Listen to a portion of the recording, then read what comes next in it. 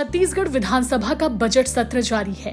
सत्र के चौथे दिन वैशाली नगर से बीजेपी विधायक राकेश सेन ने ऐसा प्रस्ताव लाया जिसे सुनकर आप भी खुश हो जाएंगे।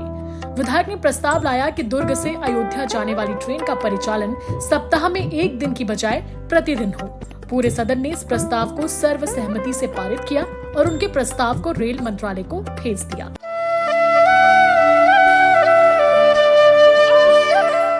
आज मैंने एक अशासकीय संकल्प प्रस्तुत किया जो कि छत्तीसगढ़ विधानसभा से सर्वसम्मति से पारित करके उसे केंद्र सरकार के रेल मंत्रालय को भेजना था।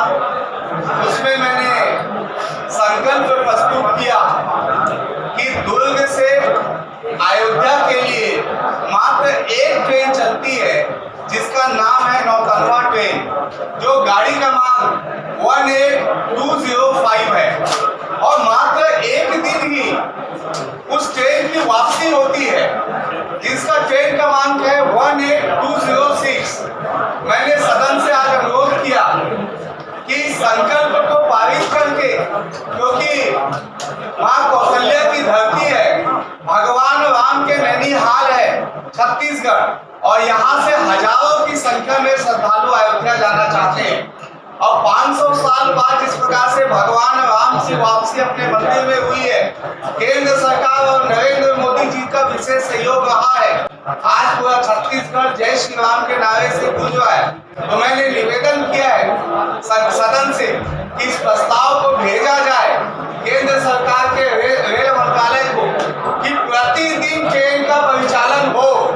और मेरा सौभाग्य है कि मेरे इस प्रस्ताव को सर्वसम्मति से सदन से जो है केंद्र सरकार को भेजा गया है। दुर्भाग्य का विषय ये है और सौभाग्य का विषय ये है।